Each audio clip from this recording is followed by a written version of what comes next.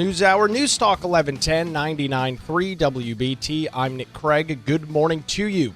As we come on the air this morning, debate is continuing live in the United States House of Representatives over Trump's big, beautiful bill. It did pass a procedural vote last night. The House Minority Leader and Hakeem Jeffries currently debating the bill on the floor. This is all followed up by a letter from Governor Josh Stein to all members of the North Carolina delegation in the House of Representatives. His letter reads as follows: Dear members of the North Carolina congressional delegation, I write today with deep concerns regarding the Senate budget reconciliation bill that would impose sweeping changes to Medicaid, the Supplemental Nutrition Assistance Program, also known as SNAP, and tax credits for clean energy and manufacturing. This bill has moved at a breakneck pace, leaving North Carolinians without ample time to provide feedback on the devastating impacts this would have on our state. As the bill returns to the House, I urge you to press pause on the bill because of the immediate and long-term threat it poses to the health and well-being of North Carolinians and the economic stability of our state. The governor focusing on those three issues, Medicaid, SNAP, and tax credits. For Medicaid, he writes, the stakes for North Carolina could not be higher.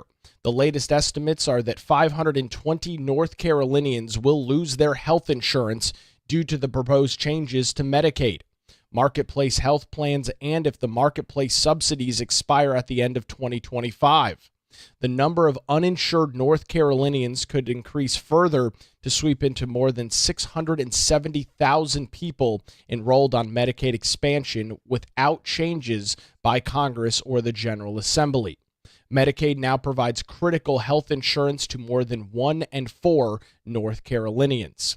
The governor continues by urging members of Congress by saying the Senate bill includes deep cuts to North Carolina's Medicaid program, with North Carolina set to lose $39.9 billion in Medicaid funding over the next decade. The Senate version of House Resolution 1 targets hospitals and healthcare providers by funding by phasing out critical financing tools like state directive payments and sharply reduces provider taxes. Our state healthcare association has warned that this plan will result in the closure of beds, services, and numerous hospitals, particularly in rural North Carolina. When hospitals reduce service or close its doors, it's not just Medicaid recipients who suffer, but the entire community. He goes on to talk about how the state-directed health plans do subsidize some of the access and the stabilization program throughout the state of North Carolina, and notes that this funding cannot be made, writing, North Carolina cannot meet rising costs or pay for compliances of new federal mandates like work requirements. Additionally, state law currently requires Medicaid expansion to end if the provider tax revenues are insufficient. The Senate proposal would take away North Carolina's ability to adjust current provider taxes or levy new provider taxes, ultimately jeopardizing Medicaid expansion and the coverage it now provides to more than 670,000 North Carolinians. As currently written in state statute, if the federal government does not hold up their 90-10 federal to state match on Medicaid, as the law is written right now, North Carolina would be required to cancel the Medicaid expansion that happened a little less than 2 years ago. Now focusing on SNAP, Governor Josh Stein urges Congress by saying SNAP faces equally serious threats. SNAP remains a lifeline to over 1.4 million children, older adults, veterans, people with disabilities, and working families who rely on it for basic food security. Both House and Senate versions of the bill propose shifting food benefit costs to the state, ending a 50-year bipartisan understanding that SNAP benefits are fully federally funded. Based on USDA data released this week, North Carolina's latest payment error rate of 10.2% would put our state in the highest bracket of the cost share, 15%, requiring our state to pay a staggering $420 million annually under the Senate plan. If North Carolina cannot pay that share, we could be forced to end our SNAP program entirely. The effects would be devastating to more than 1.4 million North Carolinians who stand to lose access to essential food services. Essential food assistance. Moreover, SNAP is an important economic driver, especially in rural North Carolina. These proposals could jeopardize businesses like rural grocery stores and harm our agriculture industry. Now, focusing on tax credits, the governor says the Senate bill would also have numerous damaging consequences for North Carolina's economy, given our emergence as a top destination for clean energy technology investments and jobs.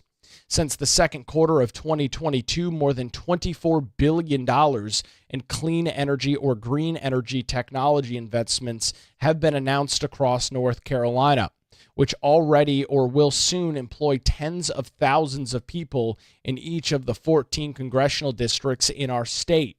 More than 100,000 North Carolinians are already employed in the clean energy sector. Further, both the House and Senate versions of this bill would limit our ability to install cost-effective wind and solar power systems that keep energy prices low and ensure energy adequacy with demand for energy increases rising. The Senate bill significantly raises taxes on North Carolina's clean energy industry with harmful impacts. It would cost up to 45,000 jobs in our state by 2030 and decreases the state GDP by up to $67 billion between 2025 and 2034 as clean energy manufacturing and construction projects are canceled or scaled back. On top of that, the removal of tax credits for wind and solar energy will make electricity in North Carolina as much as 18% more expensive, increasing the average family's electricity bill by up to $275 each year. At a time when demand for electricity to serve new manufacturing, population growth, and data centers is exploding, the Senate's proposal to remove tax credits to support the fastest and cheapest energy generation development is untenable.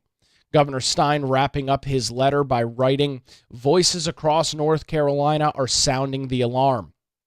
Our hospitals, healthcare providers, county leaders, state leaders, business leaders, workers, nonprofits, and most importantly, the people who rely on these essential services and industries every day. Many North Carolinians are worried about feeding their families, being able to continue to see their doctor, or keeping their jobs. We are united in our concern that this reconciliation bill would also undo decades of bipartisan progress and harm the health, well-being, and economic security of our individuals, families, and communities. I urge you to oppose this bill. Thank you for your attention to this urgent matter and for your service on behalf of all North Carolinians. Signed sincerely, Josh Stein, Governor of North Carolina." This all happening again as debate is happening live right now in the United States House of Representatives.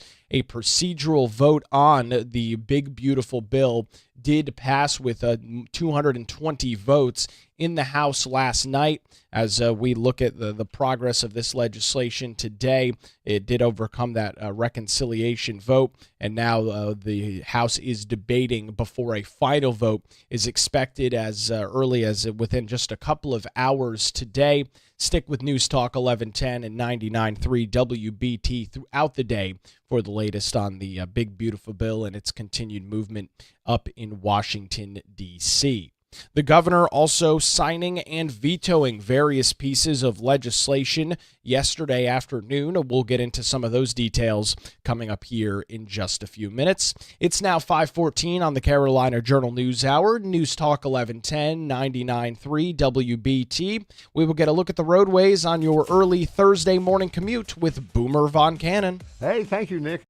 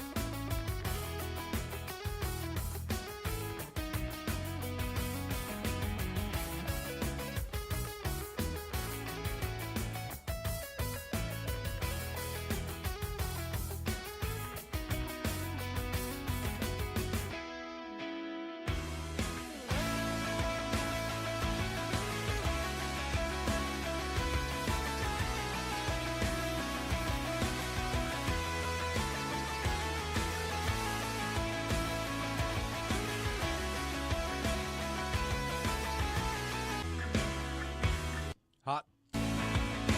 It's 5:20. Welcome back to the Carolina Journal News Hour. News Talk 1110 99.3 WBT. Turning our attention to some statewide news this morning. Governor Josh Stein signed 7 bills into law yesterday and vetoed 3, including a bill that would eliminate the state's statutory goal to cut carbon emissions by 70% by the year 2030. According to its supporters, Senate Bill 266, the Power Reduction Act, would help save electricity customers nearly $15 billion by reducing construction and compliance costs tied to future power generation. The bill's centerpiece is the repeal of the 2030 interim carbon reduction target, originally set in House Bill 951. It retains the longer-term 2050 carbon neutrality goal, but removes the earlier benchmark that state regulators now estimate would add $13 billion in costs for new power infrastructure. Donald Bryson, the CEO of the John Locke Foundation, said, by repealing the interim 70% carbon reduction mandate by 2030, this legislation removes a key pressure point that would have shoehorned non-dispatchable resources like wind and solar onto North Carolina's grid, regardless of cost or reliability. This is a smart bipartisan step that gives the Utilities Commission more flexibility to pursue a balanced energy mix that keeps power affordable and dependable for ratepayers and businesses alike. The bill will reduce consumer electricity costs by a total of $15 billion through the policy change, which also includes a financing requirement that reduces the cost of constructing new natural gas and nuclear power plants by about 5%. It also protects consumers from rate hikes and unnecessary and unexpected costs associated with fuel costs, according to the legislation and its supporters in the House and Senate. The passage of Senate Bill 266 was labeled a key vote by the North Carolina Chamber of Commerce, saying an all-of-the-above approach to energy is needed for growing energy demands. The Chamber wrote in a statement last month, as North Carolina's affiliate for the National Association of Manufacturers, we recognize the importance of this critical policy, especially to manufacturing communities that require certainty and predictability in its power 24 hours a day, 7 days a week. If we are to continue attracting economic investments, reliable, affordable energy must continue to be a top priority.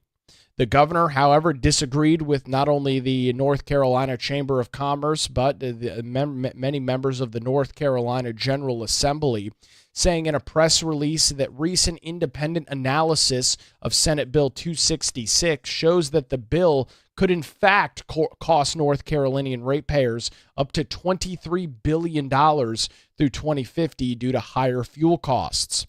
The governor said in his veto statement, the summer's record heat and soaring utility bills has shown that we need to focus on lowering electrical costs for working families, not raising them. And as our state continues to grow, we need to diversify our energy portfolio so that we are not overly reliant on natural gas and its volatile fuel markets. This bill not only makes everyone's utility bills more expensive, but also shifts the cost of electricity from large industrial users onto the backs of regular people. Families will pay more, so that industry pays less. Additionally, he said that the bill walks back the state's commitment to reduce carbon emissions, sending the wrong signal to businesses that want to be part of our state's clean energy economy. The governor said, my job is to do everything in my power to lower costs and grow the economy. This bill fails that test. Senate Leader Phil Berger clapping back at the governor, saying, Josh Stein is a Green New Deal radical. His veto of the common sense bill, which would have saved North Carolinians $15 billion on their electric bill, proves it. I look forward to leading the North Carolina Senate in overriding Governor Josh Stein's veto. House Speaker Destin Hall, the Republican out of Caldwell County, also commenting on the veto, saying, I'm disappointed in the governor's veto of the Power Bill Reduction Act, which would have delivered cheap, reliable energy to North Carolina, cut the red tape that is choking innovation and long-term energy solutions, and saved consumers over $12 billion. Considering the strong bipartisan support in both chambers, we anticipate overriding this veto. And if we look at some of the details of Senate Bill 266 and truly how bipartisan of a piece of legislation it was, well, the most recent votes on this in the House back last month, June the 10th, it did pass in a 75 to 36 vote, and in the Senate it passed 29 to 11. So it does in fact reach that bipartisan threshold that both Destin Hall and House and Senate Leader Phil Berger referenced. That is going to be yet another piece of legislation likely added to the veto calendar coming up here soon. Stein also vetoed House Bill 548, which clarifies powers of the state auditor. That legislation would give the auditor broader access to state agency databases, digital records, facilities, and property. Access would also be extended to private entities handling public funds or involved in government programs. That means that any entity receiving state or federal funds would be subject to the review of the state auditor. The bill reads, the auditor and the auditor's authorized representatives may examine all books and accounts of any individual, firm, or corporation only as it relates to transactions with any agency of the state. Stein commented on the legislation by saying House Bill 549 would grant the auditor sweeping access to data and records of any private corporation that accepts any amount of state funding. Giving the auditor this intrusive power may undermine our state's efforts to recruit businesses to North Carolina. Additionally, the bill would remove the Office of the State Auditor from the state's cybersecurity efforts led by the Department of Information Technology, putting North Carolina's personal identifying information at a heightened risk of a breach, according to the governor. State Auditor Dave Bolick commented on Stein's veto of the bill, saying in a press release that it is written to protect the independence of the state auditor's office, and throughout the process they were transparent, incorporating feedback from the legislature and the governor's office. Dave Bolick writing in a press release, the autonomy and independence of watchdog agencies like the state auditor's office, especially with regard to information technology and our ability to examine data when conducting audits, is critical to our mission.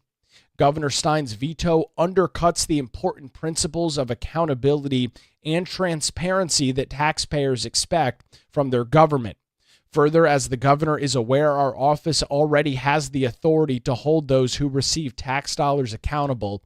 I have confidence that the legislature will stand up for these principles and override the governor's veto.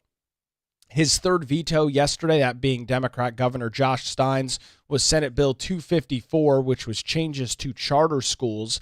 He said in the press release, the governor, Senate Bill 254 is an unconstitutional infringement on the authority of the State Board of Education and Superintendent of Public Instruction.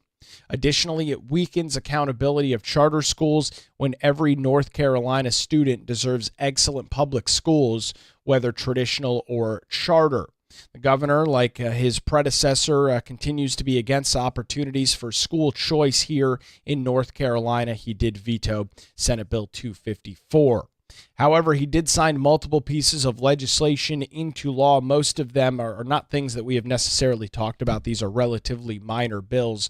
But for those keeping track at home, House Bill 620, House Bill 928, House Bill 768, Senate Bill 472, Senate Bill 710, Senate Bill 690, and Senate Bill 387 were all signed into law. Those just deal with a variety of mundane issues across the state. Three more major vetoes for the the new North Carolina governor.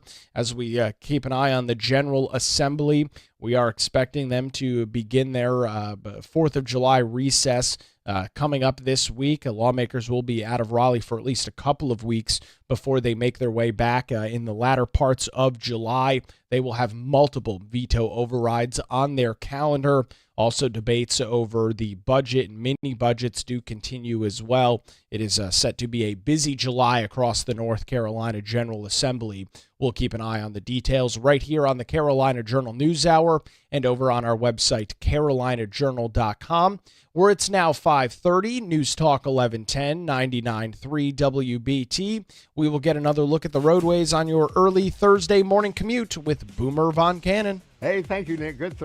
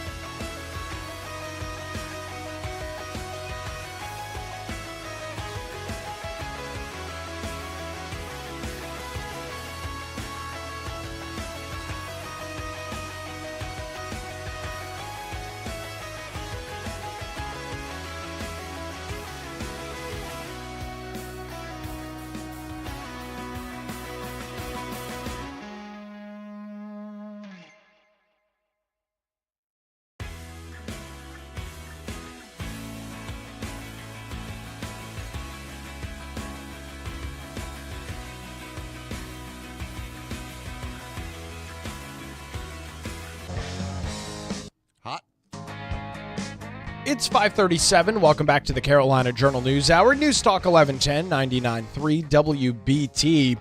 A recent Catawba College YouGov poll reveals a mixed political landscape in North Carolina, with President Donald Trump's approval rating dipping compared to recent months. The survey, which was conducted June the 10th through the 26th, asked more than 1,000 North Carolinians about their views on national and state leaders, as well as their opinion on key policy issues. The poll shows that 50% of respondents disapproved of Trump's performance compared to 46% who approved. Strong disapproval is significant at 43%, while 30% expressed strong approval. However, support for the president generally follows partisan loyalties, with 92% of Republicans approving and 89% of Democrats disapproving. Independents leaning slightly towards disapproval, with a 59% unfavorability toward the president compared to 36% who approve. Key demographic insights highlighted a gender gap in some of these results, with 54% of men approving Trump, while 57% of women disapproved. Among racial groups, white residents were broadly supportive, 57%, while black respondents, 75%, and 61% of Hispanics said that they disapproved of the job that President Trump was doing. Younger generations also seeing some discrepancies there as well, including millennials and Gen Z. They tend to be more critical of the president, with 52% disapproving. Meanwhile, residents in the central urban areas showed the highest disapproval at 65%, compared to more favorable ratings in rural areas at 53% approval and suburban areas at a 58% approval as well. Dr. Michael Blitzer, the professor of politics and history director for the Center of North Carolina's Politics and Public Service, said, quote, "Overall, while the approval and disapproval is within this poll's margin of error, North Carolinians' opinions appear to have turned on the president. 3 months ago, the March Catawba College YouGov poll found Trump at a 48% approval to 47% disapproval. With his approval appearing to tick down and disapproval ticking up, the president's first 6 months have impacted his standing in North Carolina." Those findings from the poll are consistent with our May Carolina Journal poll, which found Trump's favorability rating had declined to 45% across the state.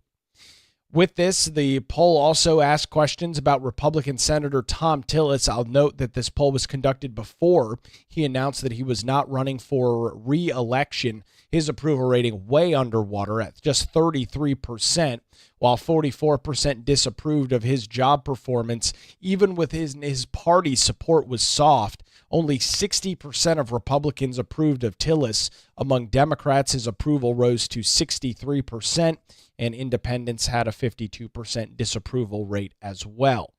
Tillis faces particular challenges. Among moderates, 43% disapprove of him, while conservatives mostly approve at 54%. According to the poll, Democrat Governor Josh Stein continues to enjoy a net positive approval rating, with 53% of respondents approving of his leadership compared to only 26% disapproving. You can read additional details on this Catawba College YouGov poll over on our website this morning, carolinajournal.com. The headline, "New Poll Shows Mixed Opinions on Trump, Tillis Among North Carolinians." It's now 5:41. You're listening to the Carolina Journal News Hour. We've got a unanimous appeals court decision this morning as it relates to the Charlotte-Mecklenburg school system. To walk us through some of those details, Mitch Kokai from the John Locke Foundation joins us on the Carolina Journal News Hour. Mitch, unfortunately, this decision deals with some sexual assaults within the Charlotte-Mecklenburg school system. What are we learning from that unanimous decision earlier this week? Well, first, it's probably important to note that this deals with events that took place almost a decade ago. So people who are listening and perking up and thinking, oh, there's sexual assaults going on in the Charlotte-Mecklenburg school system, we're talking about events that took place from 2016 to 2018 and involved one student that we know of. So this is certainly for parents, they could put that into perspective. But what happened was there was a contractor or a private group that used Charlotte-Mecklenburg schools to do some after-school language programming. It was a company called Play Spanish, and it was owned by a fellow named Ricardo Mata and his wife.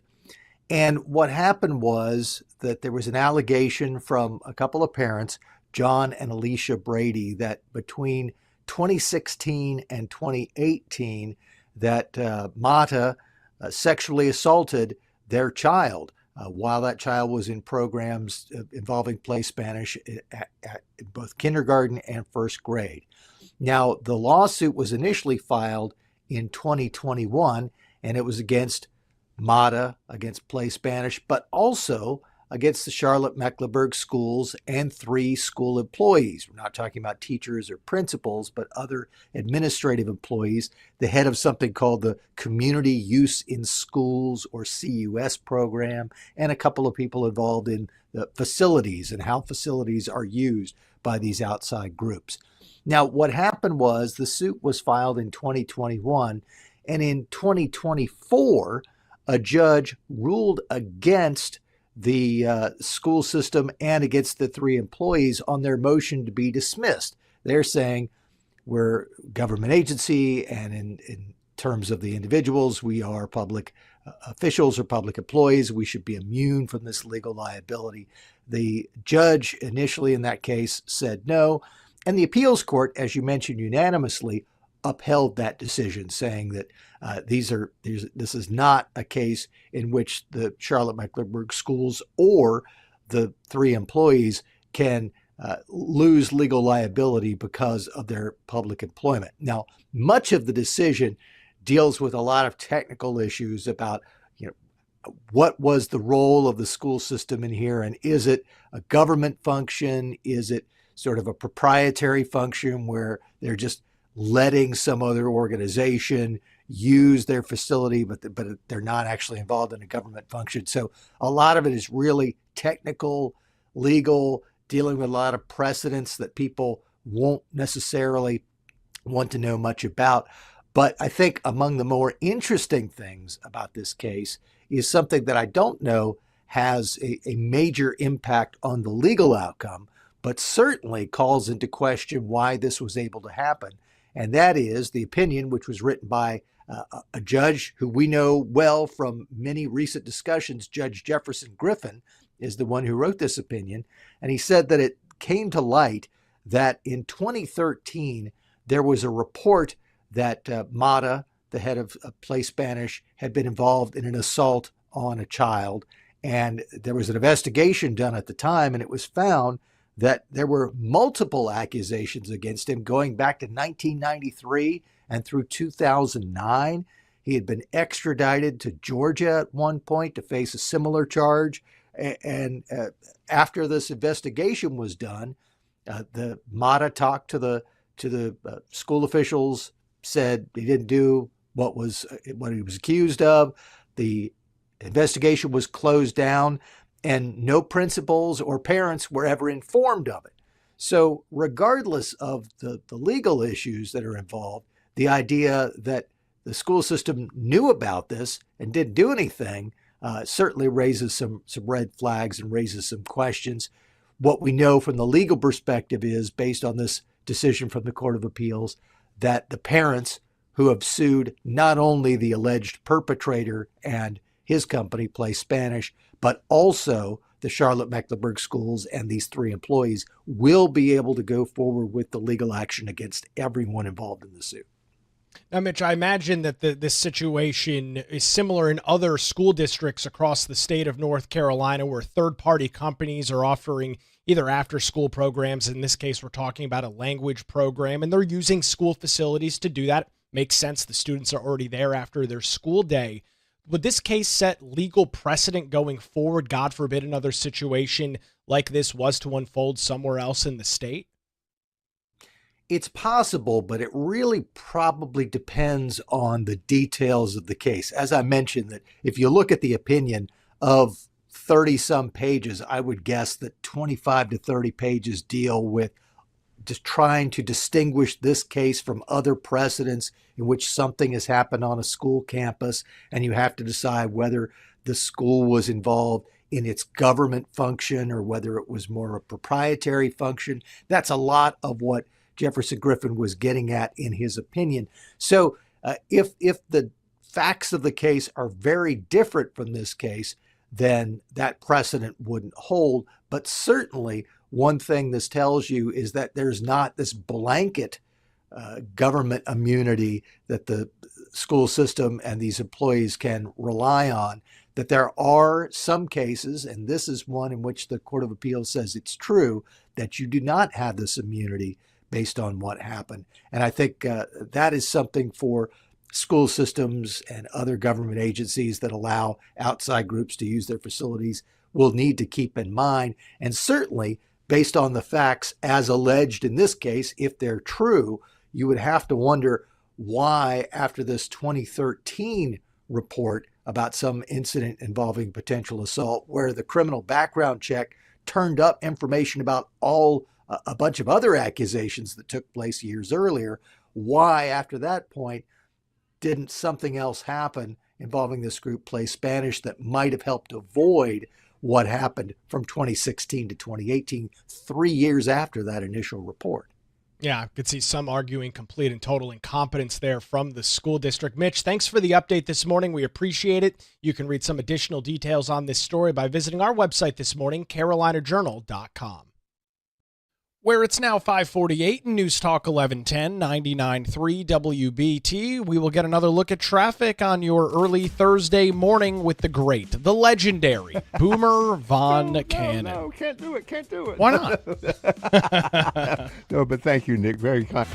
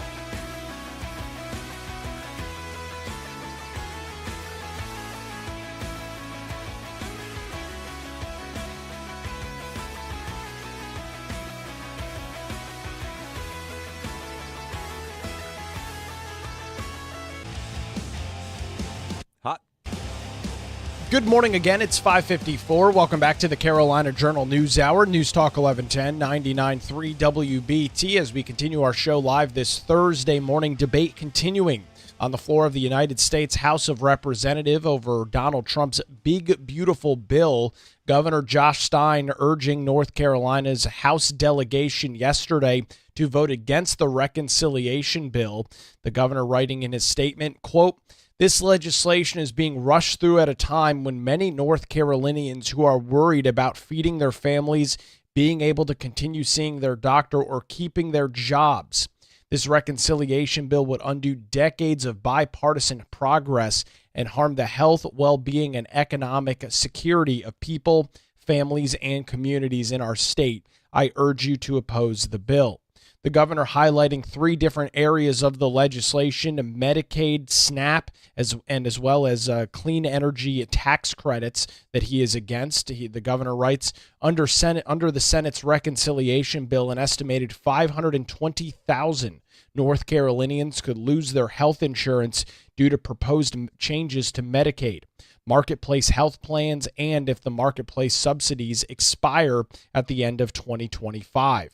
The number of uninsured North Carolinians could increase further without action at the federal and state level to protect the more than 670,000 people who enrolled in Medicaid expansion. Turning his attention to SNAP, the governor writes, SNAP faces equally serious threats under the Senate proposal. North Carolina is expected to owe as much as $420 million annually to keep SNAP funded.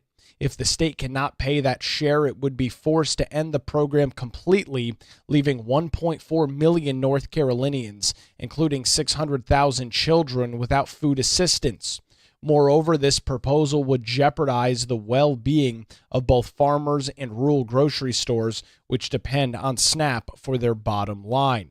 Talking about tax credits, the governor writes, North Carolina's leadership in the clean energy economy means that the Senate proposal would stunt the state's economic progress. More than 100,000 North Carolinians are currently employed in the clean energy sector, but the loss of clean energy and manufacturing tax credits could cost up to 45,000 jobs.